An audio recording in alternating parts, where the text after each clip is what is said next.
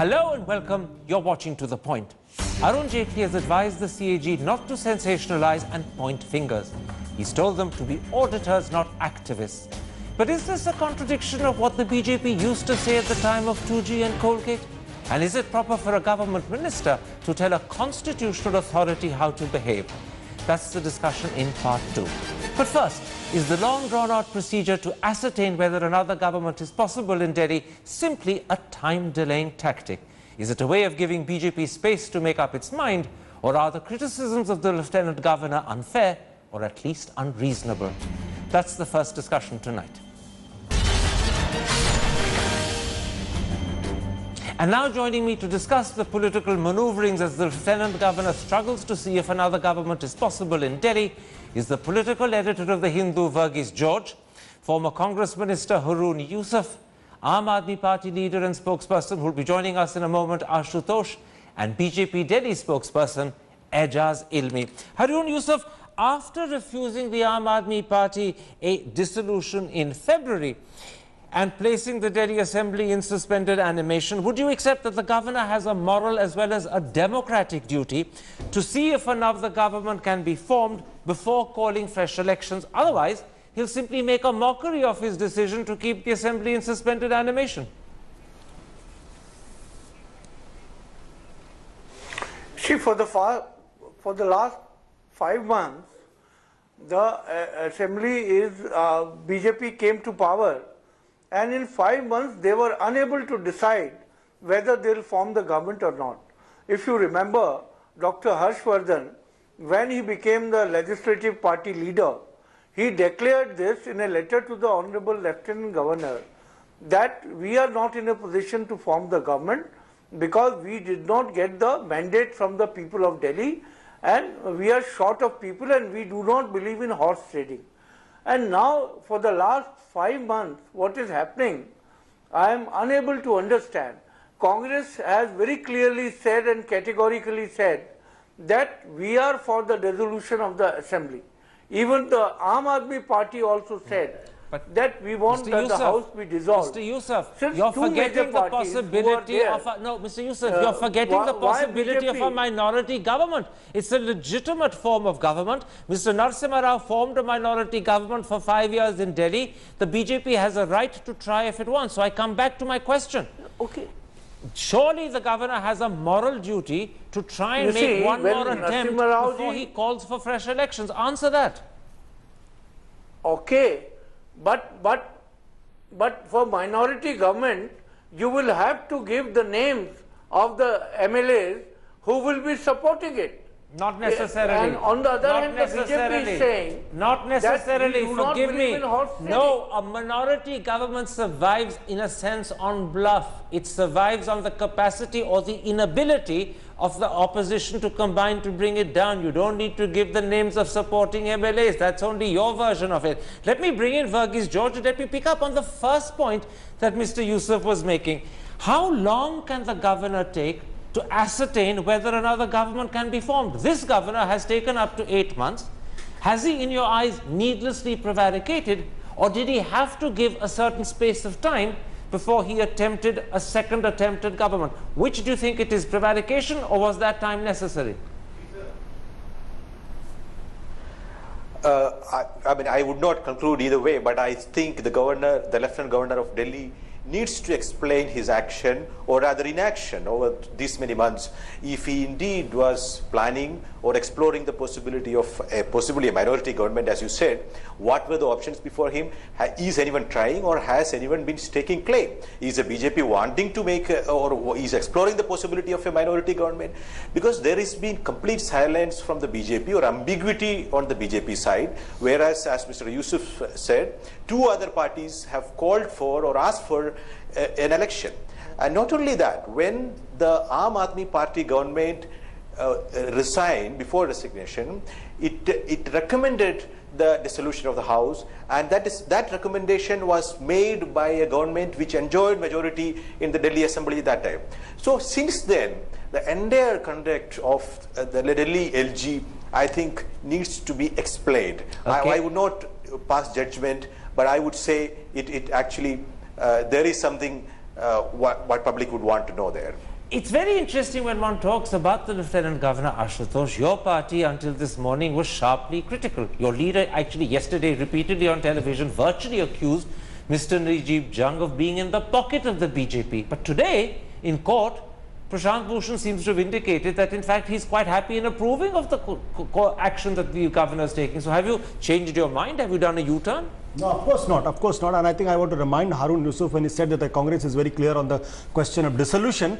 Today only in the Supreme Court, the Congress lawyer has said that Delhi do not have a full statehood. So it doesn't matter if the current president rule continues. So there is a confusion in the Congress. So on the question of us, we are asking Lieutenant Governor to dissolve, and Varghese was quite right when he said in 14th February 2014 when Arvind Kejriwal resigned, there was a majority cabinet decision which said that please dissolve assembly, which was not followed. But you cleared the pitch in May when you wrote a letter to the governor saying please don't dissolve, give us a chance, we're interested. Then you changed your position again, so you've done your flip-flops too. No, let me complete. When we saw that there was no possibility of government being formed and there is no possibility of dissolution of the assembly, and on that point we thought if there is no dissolution of assembly, Delhi should not be in limbo for a long time. So we thought let's go to the people and ask people whether should we form the government or should But you beautifully sidestepped the question I put to you, which was this, and I'm repeating it. Until today, you were critical of the governor. Yesterday, you were accusing him of being in the BJP's pocket. Today, in court, Prashant Bhushan is approving of him. Karan, let me also say, we are still critical of the role what Mr. Lieutenant Governor has played. Lieutenant Governor has been trying to help BJP form the government. That is the official position of the Aam Aadmi Party. And today only when the... So then why did Prashant Bhushan take an approving line today? No. What Prashant Bhushan has said is finally Lieutenant Governor has at least tried to do something. That's the position. It's not that we have changed our position. Your stress on the word finally makes it a different answer. Prashant didn't stress finally the way you did I'm today. saying that's what Prashant has intended. Okay, well, intended. That's what he intended but didn't manage to say. Now you're saying it for him. I'm saying what he has said. There is the official party position and what the Prashant Bhushan has equally respected. All right, I'll allow you to correct your spokesman or your lawyer. That's your prerogative. Ijaz Ilmi, when you look at the situation from the perspective or standpoint of the BJP, to be honest, it looks like a complete charade. And I'll tell you why. When the governor approaches the president for permission to ask or invite the BJP, the person who's going to give that permission is not the governor, it's Home Minister Rajnath Singh. Then when the governor gets the permission and calls the head of the BJP in Delhi to ask, do you want to form a government, the decision is not going to come from that gentleman. Once again, it's going to come from the Modi government. So just short circuit everything. Don't make us dance around in circles and just tell us, does the BJP want to form a government or not? The BJP can only form the government if it has the numbers.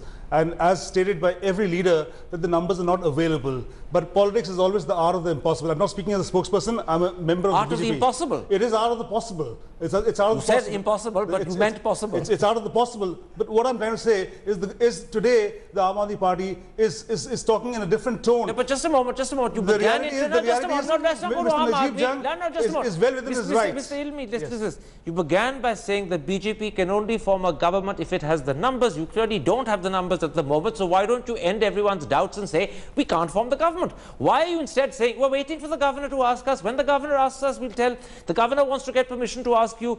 Mr. Rajnath Singh has to give the permission. It's a circle you're leading us into. Well, the circle is also, we have the Supreme Court also part of the circle. Thankfully, on a petition by Aam Aadmi Party, which involved them, and the Supreme Court today said it's very, very positive. You're not answering my question. You're not answering my question. You've gone off to the Supreme Court. I asked you about the charade you were creating as the BJP. What about that?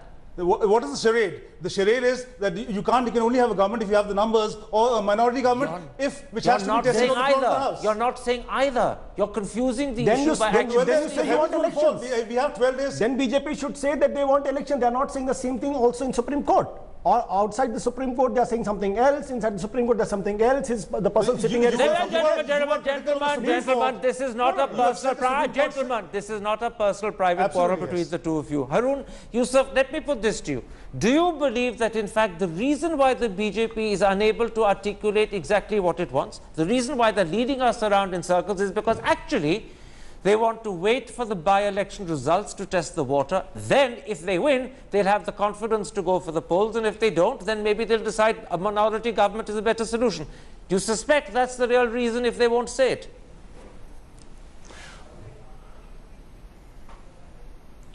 The real reason what Mr. Varghese has said, because if you remember, this process which Lieutenant Governor is talking today, it should have been done before sending a letter to the Honorable President of India. Now he wants to consult Congress, Aam Aadmi Party or the BJP. This should have been done before writing that letter. That shows the intentions of the Bharatiya Janata Party are not very clear. And therefore, you're suggesting to me, as Ashutosh's party has also been saying more publicly, that you believe the governor is acting in the behalf of and in the interest of the BJP. Is that the point you're making, Mr. Yusuf? This is what it looks like. He was, of course, your appointee. You made him Lieutenant Governor. Have you forgotten that? You see, Lieutenant Governor is a totally constitutional body, and whoever has appointed, but what is he doing today? And what happened 5 months before? The situation has not changed at all. Let me bring you in. I would like to remind. Go ahead. I would like to remind the Aam Aadmi Party, Kejriwal ji is always talking of high moral standards. Now I want to ask, why has he written a letter to the Lieutenant Governor that you don't dissolve the assembly? That was in May. Please wait for some time. I'm stopping you. I raised that issue with Ashutosh a moment ago. That happened in May. Let's not go back to what happened in May. I raised that issue a moment ago with Ashutosh. He answered it as well. I want to bring in Verghese George and put this to you. The Supreme Court has set the next date of the next hearing as the 11th of November. Do you believe that that is a subtle but very effective deadline the governor has been given? Either by the 11th, he has to have decided a government is possible and begin to swear it in, or he has to decide it's not possible and elections have to be called. Yes, I think both the Supreme Court and the counsel for the AAP party, Mr. Prashant Bhushan, both of them are, I think, trying to take a little tactical line, the court and the counsel, because getting into an argument on the merit of this entire case, that the petition that AAP has filed, is going to be not a very short process. The Supreme Court cannot conclude this case on its merit in a quick period of time, before the entire exercise becomes infructuous. Therefore, I think when Mr. Bhushan also said he would actually like to see what the Lieutenant Governor would do on 11th, I think he's trying to nudge the BJP, nudge the Lieutenant Governor into taking a position either way. Therefore, there can be a conclusion to this entire drama, as you rightly said. I would also like to point out one thing. In 2006, the Supreme Court Constitutional Bench went into the question of the dissolution of Bihar Assembly by Bhuta Singh. So there was a very interesting sentence in the judgment which he said, the governor cannot do anything that furthers the interest of a particular party. That was an argument. I think in this case, the Delhi LG's actions are not above board on that standard. All right. Let me put this, I'll come to you in a moment. Let me put this to you, Ashutosh. The problem is, by the 11th, we will be well into the by-election process. In fact, we'll be exactly 2 weeks away from voting. Might that not be a situation when the Supreme Court looks at it, where they say to themselves, we're so far down the road of these by-elections that even if it's necessary to call elections, let's wait to see what the by-elections throw up, particularly because many people believe that the by-elections will go the BJP's way, thus strengthening their ability to form a minority government. So rather than be a deadline, could the 11th of November instead become an excuse for the Supreme Court not to call elections, even if it wants to, and say, no, we better wait, because this process is now already begun. It's becoming a fait accompli. See, but what Supreme Court is going to do and what Supreme Court says, I think we should not discuss on that, because that's within the domain of the judiciary. But what I can say, but intelligent people can still discuss it. We can always discuss. We can always discuss. I'm asking you as an intelligent human being to speculate about that. Thank you so much for calling me. But the fact is, even after these, the riddle is that even after the results of these three by-elections are over, there is no possibility of formation of the government, because these three, even if the BJP wins, they can reach to 32, and still they will use sort of the 4 MLAs, like in. Can I answer that for you? Can I answer that for you? You see, this is the interesting thing. Let me interrupt and answer, and then you carry on. You see, you've been accusing, and Congress has been accusing the BJP of wanting to buy those remaining 4. The truth is, 2 of those 4 are Bini and Shaukin. one expelled from you, the other an independent, they'll definitely side with the BJP. That means two others are needed. Now, all they have to do is to ensure that two people on the day of voting conveniently fall ill. That's just horse trading. That's horse trading. It's not horse trading. Horse trading, yes. But It's not horse let me also trading. People complete. may fall ill for whatever reason. Let me You complete. call it horse trading. Karan, let me complete. Because what I was giving the one scenario, there can be another scenario where all three seats are won by Aam Aadmi Party.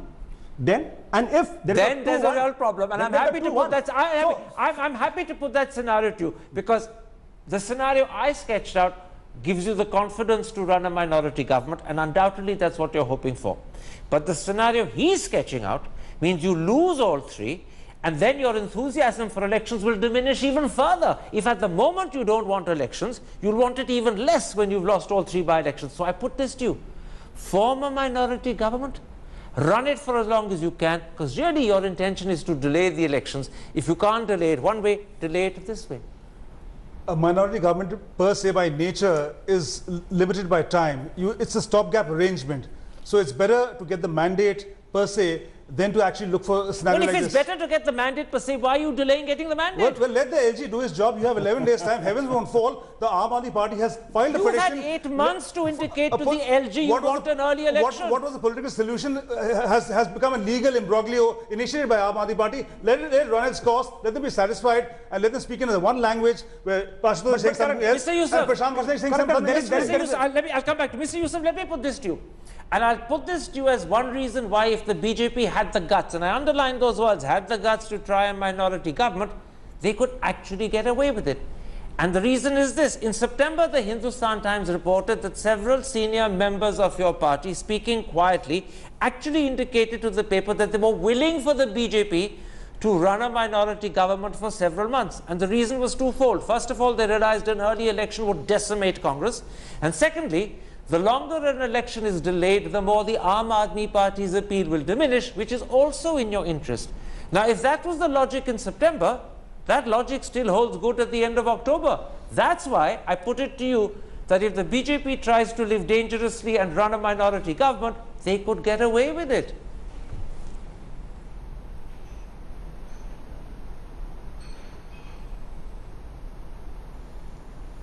Mr. Yusuf?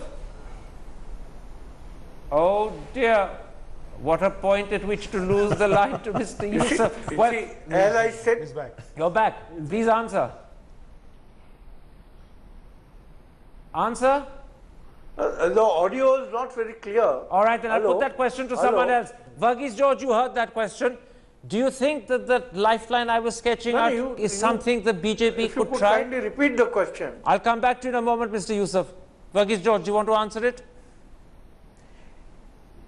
Yes, BJP could have tried it. I think the BJP is itself confused about the future course of action vis-a-vis Delhi. There is a section within the BJP, particularly its national president and the national leadership. A lot many of them would like to experiment the possibility of making a minority government and looking for cobbling up the numbers. But there are other issues involved in that. They wanted to delay it until the Maharashtra election and the Haryana election. So there could be other forces which might be dissuading the BJP. There is talk about an internal survey that apparently the BJP had commissioned, which was not projecting all that a rosy scenario for the BJP in Delhi. There could be many forces at work. But I think BJP can afford to be more confident than it appears to be now. Why do you think they're so diffident in that case? That, I think, it is their inability to do that gamble in Delhi like they did in Maharashtra, possibly because of the high optical effect that a disaster in Delhi could have for BJP's prospects and Narendra Modi's personal image. So therefore, I think the BJP wants to play it quite safe, and in case the possibility of making a government within the assembly after the by-elections, as somebody was pointing out, that is the best case scenario the BJP hopes to do. But November 11th, if the Supreme Court is going to be harsh on the LG, I think that option the BJP will have to close. I'm going to put that to you. You know what you're actually being accused of by Verghese George? Lacking the guts of your own conviction. You took the risks you needed to in Haryana and Maharashtra, and they paid off. Here, you're scared because it's Delhi. It'll reflect poorly on Mr. Modi, who's sitting in the middle of Delhi. Suddenly, here you don't want to take a risk. the BJP is not at all scared of elections, and it's very confident as and when they are held, we will come to a majority on our You're the own. barrier to them being Absolutely. held. Secondly, Verghese George, there's a contradiction in what he says. He talks about the LG November 11th. Right now, the Supreme Court has patted the LG Najib Jang on his back for positive work. And on the 11th, either if he says the government, a stable government can be formed, then we'll have a government. If it can't be formed, there won't be a government. Where's the question of lambasting the LG in this case? Well, we're not actually talking about the LG at this moment, so let's come back to the subject, which is in fact the holding of elections. You don't believe the BJP can actually run a minority government. The truth is that many people believe that there'll be enough congressmen who join abstentions, even if it annoys their party, because they're scared of losing their seat. If they can hold on for 6 months or 8 months, that's better than having to face an immediate election and go out. That's the lifeline they can trade on if they had the guts to do it. The problem is their guts, but if they did, they can get away with it. Firstly, the minority government has to prove its majority on the floor of the House. Yes. Secondly, Just once, and after that they have 6 months. 6 months. No, yeah, but after 6 months again, if there is a no confidence motion, again they have to prove the majority. on the 6 floor months of the down the road, they may find their guts. But Karan, the bigger question is, do you want a Narasimha Rao model again? That when the Prime Minister, when he relinquished his job, was to be arrested because of that reason. And you also know the JMM can't. So do you think in a democracy, when if we call ourselves as an evolved democracy, as a civilized democracy, we should allow the horse trading to happen? And BJP, which is supposed to be on a high wave, is why running away from elections? Let me bring you in, Mr. Yusuf, and hopefully the line is functioning. If the BJP were to try and run a minority government, what would Congress do? Would you officially vote against it? Or would you then change your mind because you might say the people of Delhi should be given a fair chance? We will vote against it. We will issue a whip against them to our MLAs. And second thing is, BJP is scared of fighting elections in Delhi because the kind of promises they have made. They have promised the people of Delhi they will bring down prices. They will reduce the power bills by 30%. Mr. Yusuf, and what subsidy we used to give.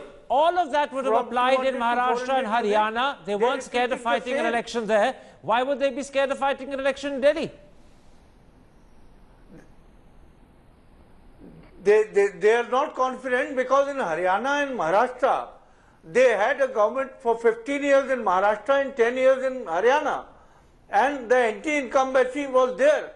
And are you telling me the anti-incumbency against Mrs. Dixit's government has suddenly disappeared in 8 months? Are you saying that Congress is not black money? They tried to defame us like that. But in Delhi, people know. Very quickly, I'm going to go to Verghese George for a last independent assessment of the different scenarios, different conflicting opinions being put by the three rival politicians. Do you believe that the anti-incumbency Congress faced in December has somehow dissipated and disappeared with the time lag of 8 months and that Congress can do a lot better?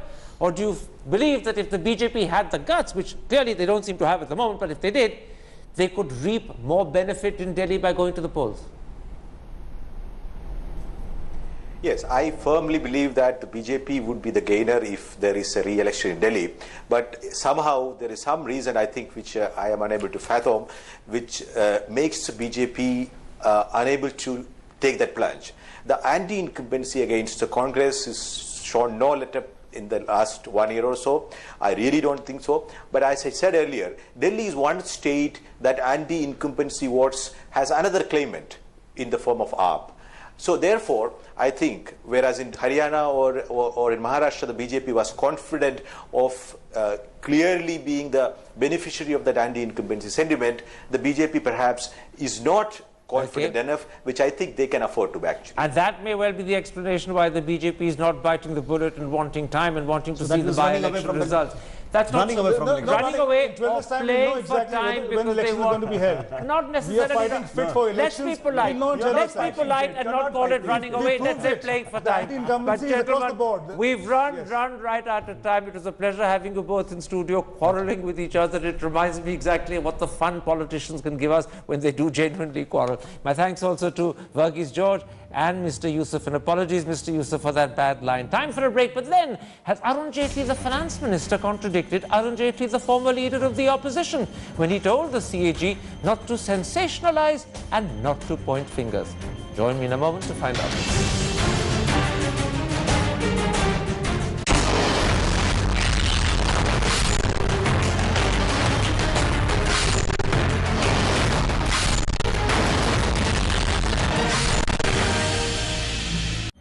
Welcome back. You're watching To The Point. Yesterday, Arun Jaitley gave advice to the CAG, telling the institution not to sensationalize and not to point fingers. He told them restraint was as important as being active.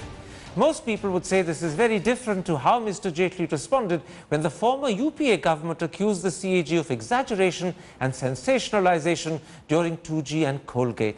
So has Arun Jaitley done a U-turn? And secondly, is it right for a government minister to advise an independent constitutional authority?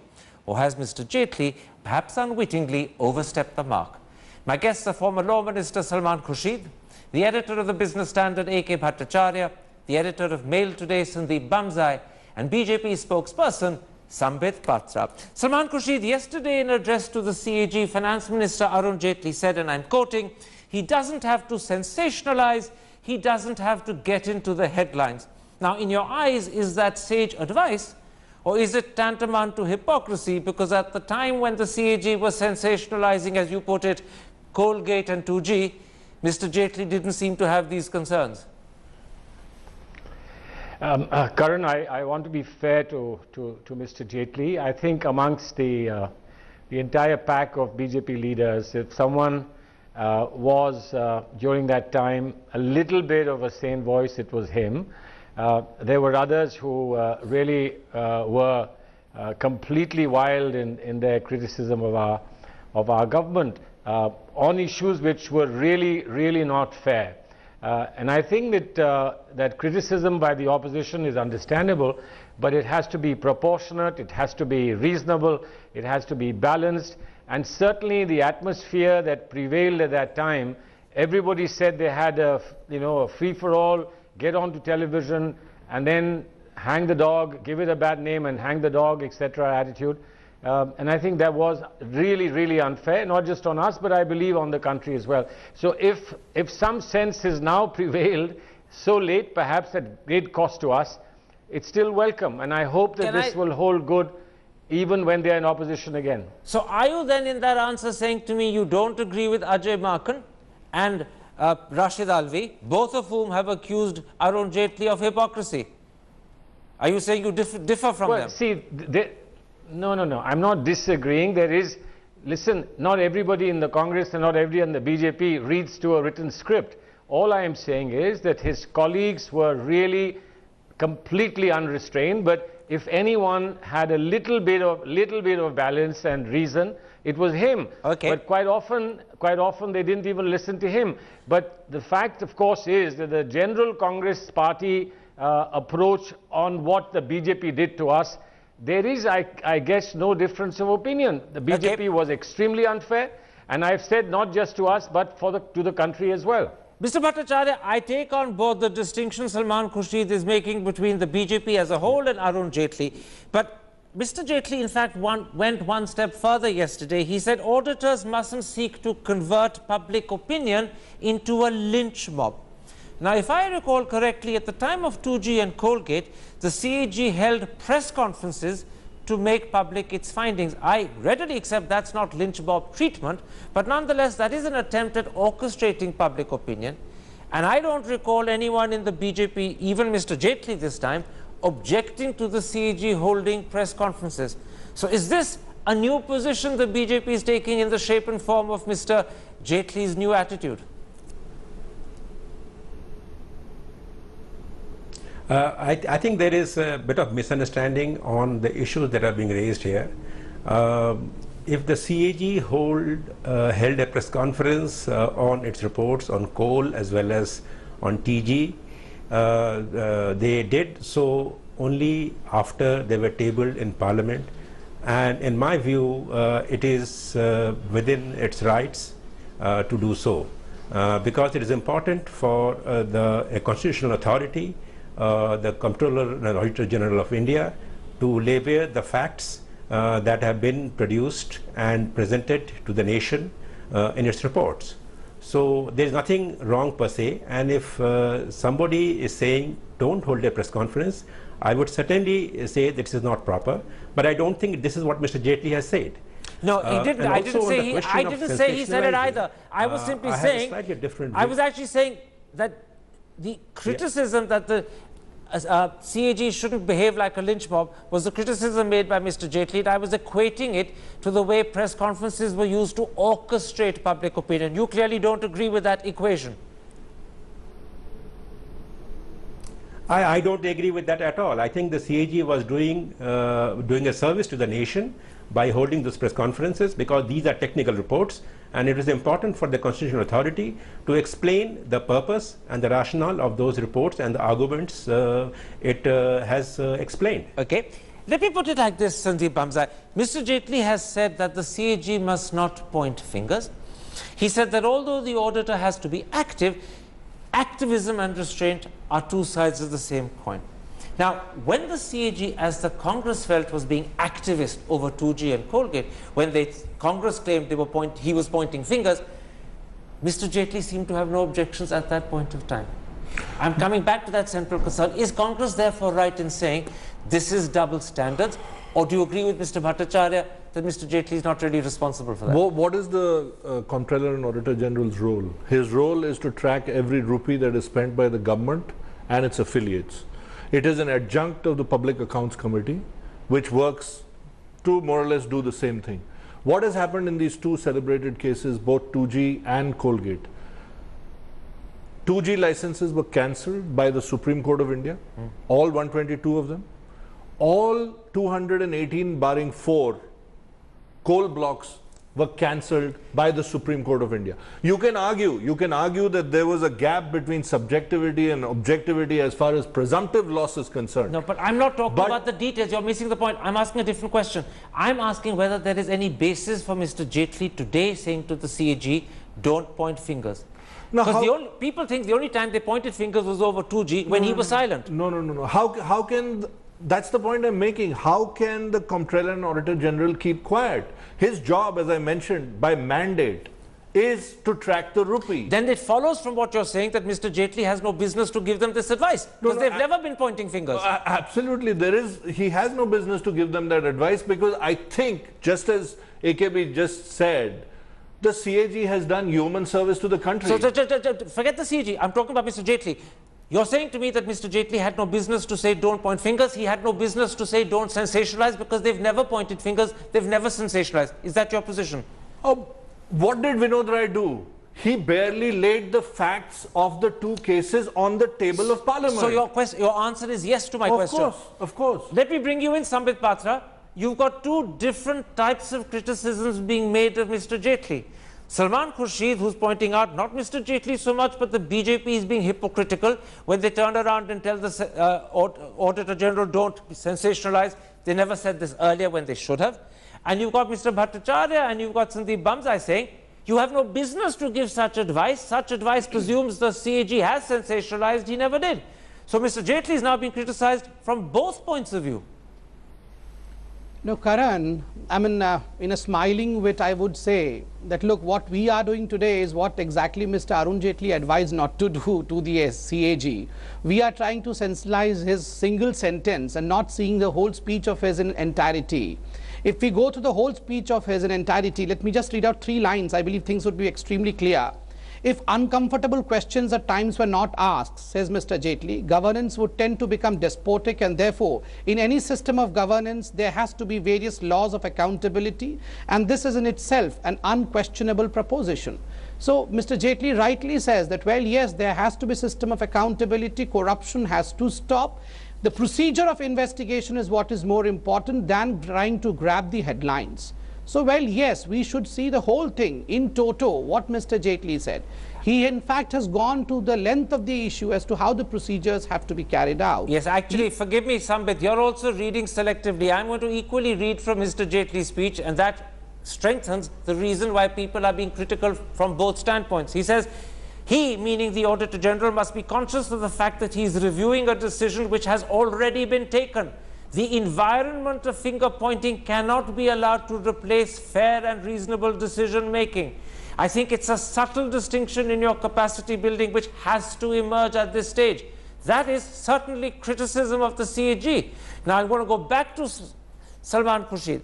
Salman Khurshid, even if this criticism is being made today in a different context, And even if your party feels Mr. Jaitley is hypocritical because he didn't say it earlier when 2G and Colgate were happening, nonetheless, do you welcome this advice? Or do you think government ministers have no basis for giving such advice to independent constitutional authorities? Well, I think that this is sound advice, as if you take it standalone, bereft of the political connotations between two political parties in the opposition and in government. It's sound advice. I only wonder if one of us had given this advice at that time, what would have happened to us? They would have torn us apart, and perhaps you would have helped them tear us apart. But it's sound advice, and I think if this is an institutional approach to how we should run this country and this governance of this country, I think this is sensible. Nobody's saying to the CAG, please don't look at any aberrations or any defaults that may have taken place in governance, financial governance. All that's being said is, please put it in the report and give it to Parliament. Okay. Don't then start advocacy on your own. And I think that this is true. A President of India gets so many things coming from different political parties. Is the President of India going to hold press conferences and tell the world, I'll tell you what somebody said to me and I'll tell you what somebody said to me? I think the very idea of constitutional authorities getting in front of the media and telling the world how wonderful they are, I think that's completely unacceptable, much as we respect constitutional authorities, and we must. This is very interesting. Mr. Bhattacharya, I want to draw your attention to another apparent contrast between what Arun Jaitley is saying today and between what he said earlier when he was leader of the opposition. Today, he's telling the CAG how to behave, or more importantly, how not to behave, when he says don't sensationalize, don't point fingers, etc., etc., and there's quite a lot of it. But when he was leader of the opposition and Dr. Manmohan Singh was criticizing the CAG, Arun Jaitley turned around and said that that was unacceptable behavior from the Prime Minister, and that the Prime Minister had no business criticizing an independent constitutional authority. Is Arun Jaitley today guilty of doing the same thing that he accused Dr. Manmohan Singh of? And is he also guilty of some hypocrisy, or is that an unfair question? Well, that's not an entirely unfair question. I think I disagree with Mr. Khurshid, with due respect to him, that no minister, in my view, should try to offer gratuitous advice to a constitutional authority on how he should behave. I think the constitutional authority, once appointed, very well knows his responsibilities, his brief, and what he ought to do and what he ought not to do. So any advice from any part of the executive is likely to be misunderstood. But as I said earlier, that taken in isolation, the advice that the CAG should not sensationalize matters is very valid. You have to first find out who is sensationalizing it. Is it the media, or is it the opposition political parties? Most probably what was happening last time was the opposition political parties were sensationalizing the CAG reports. But then, because the CAG report, as you know, the 2G report particularly, did not give the 1.76 lakh figure. But then, Mr. Bhattacharya, and they gave 3 sets of figures. Can I interrupt? You're making highlight another implicit criticism of Arun Jaitley when you say this, because what you're pointing out is that Arun Jaitley is telling the CAG don't sensationalize, but it wasn't the CAG that sensationalized, it was the press and perhaps the opposition, which is to say Arun Jaitley's party. So the advice he's given shouldn't be directed at the CAG, it should be directed at his fellow members in the BJP who did the sensationalizing. That's another implicit criticism of Jaitley, isn't it? I mean, I think any political party should understand that a constitutional authority is not a plaything. These are important checks and balances in any democracy, and no such intervention or interference is warranted. Let me put it like this. Sandeep Hamza, the media, certainly the opposition parties, have both come to the conclusion that Arun Jaitley has done a U-turn. Number two, that Arun Jaitley may have crossed a Lakshman Rekha. Ministers have no right to give advice, leave aside, criticize institutions like the CAG. Is the media wrong? Is the opposition wrong in coming to that conclusion, or are they right? No, I think body politics seems to be closing ranks against the interloper. The interloper in this case turns out to be CAG. What did the CAG say? CAG said that here are 3 valuation models and I am arriving at a presumptive loss of 176,000 crores. Which were the 3 valuation models? The Etisalat and Unitech deal? But don't lose us in the details. The point I'm asking is this. In closing ranks against the CAG, what you're saying is that suddenly the interests of Congress and BJP are converging. The CAG is being attacked by both. Well, it appears so from Mr. Jaitley's speech yesterday and the one that you're reading out and the one that we reported this morning. It appears so. But the reality is that the Comptroller and Auditor General is an auditor. The auditor places accounts. The accounts showed 3 models. That I understand. Those models arrived at a figure. I understand. And wait, but the discussion is not about the auditor, it's about Jaitley. 1 minute.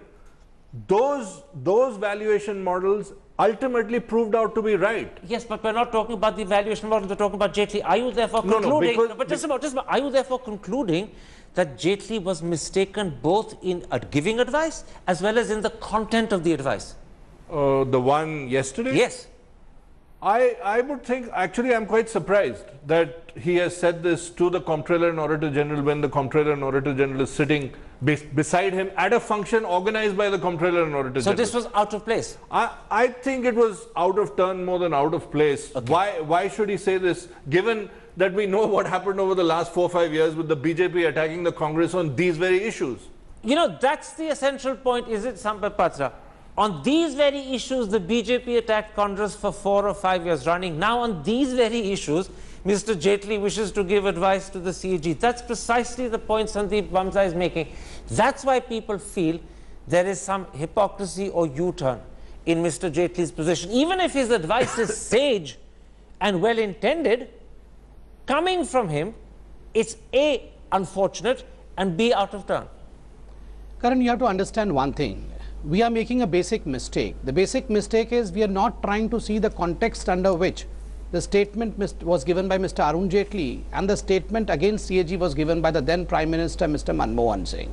Mr. Arun Jaitley is in an interactive session, and as rightly pointed out by Sandeep, he is with the CAG in a function in where he is supposed to interact with the CAG, he is supposed to give his advice as a finance minister. But he was actually making a speech. No, that's what. It's an interactive session where he was making a speech and many other people would also have made a speech, including the Comptroller and Auditor General of India.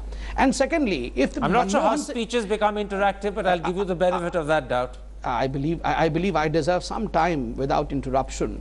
And what I was saying was the context of criticism of CAG by the Prime Minister, Mr. Manmohan Singh, was quite different. It was after disclosures. It was after the disclosure of 2G and the Colgate. And this is a warning across the knuckles before disclosure. No. This is not at all a warning. This is a warning in advance. Don't do it because we'll be very angry if you do. This is a friendly interaction which has to be read in entirety. The whole speech has to be gone through. Only then we would realize that it is neither an advice, it is nor any kind of diktat on them. It is just an interaction in which the finance minister reads out. I hear you. Just an interaction, but not advice. Very strange that you say it's not advice, because the rest of us thought it was just advice, not a diktat. But never mind. Salman Khurshid, to be honest, there must be hundreds of occasions when Congress ministers have said one thing in office, quite a different thing in opposition, and similarly embarrassed themselves. Is that not just the nature of switching from opposition to government, that you will end up finding things that you said in opposition being thrown back at your face when you're in government? Therefore, in a real sense, don't you sympathize with Mr. Jaitley's predicament? Well, I think you're asking the wrong person. I said to you in the beginning that in the entire pack, if someone showed signs of reasonableness, it was him. And I must say that he's very different from the rest of the pack. Despite that, of course, his party expected him to do certain things, and he did. But certainly, if there were any communication levels that were intact in the upper house and with the opposition, then it was because of Mr. Jaitley. Okay. Having said that, I think people are just tying themselves into knots, having taken one position. It's not just the political parties or people who've been ministers and in the opposition, but the media as well. Having said something at that time, they now find it very difficult to say something different. The fact remains that there is lack of objectivity in many of these discussions, and I think each one of us have to look within to find whether we've been objective or have we been carried away by our personal emotions. That's a very fair point. Many politicians need to listen to it and take advice from you on that particular point. Mr. Bhattacharya, my last question, because we're running out of time. You've been much more understanding of Mr. Jaitley, much more critical of people being critical of Mr. Jaitley, if I can so put it. Is this one reason why today, as far as I can tell, this particular story wasn't in your paper? Your rivals, on the other hand, played it up quite considerably, and to criticism of Mr. Jaitley, your paper hasn't really covered it at all, as far as I can tell. Is that why? Because you think it's a non-story? Let me correct you, Mr. Thapar. You should read the paper once again. It is very much there in the paper. It is not just in one page. It is there in one page, and also there is as a big quote of Mr. Jaitley, which has been highlighted very well in the paper. The quote I saw at the top of a page, but I never saw an article. I must have missed it. I never saw the article. I saw the quotation at the top, on the banner top. I would like you to go over the paper once again. Then I apologize to you on air, because I went through the paper 2 or 3 times looking for it before I made this point, because I was pretty certain it wasn't there and I couldn't find it. I apologize. But am I right in saying that you're more understanding of Mr. Jaitley and you're not critical of him in the way your rival papers have been? Well, you know, I mean, no, the question is that if anybody is questioning a constitutional authority and giving a piece of advice of this nature, in isolation, you understand the point, because no institutional authority should be sensationalizing it.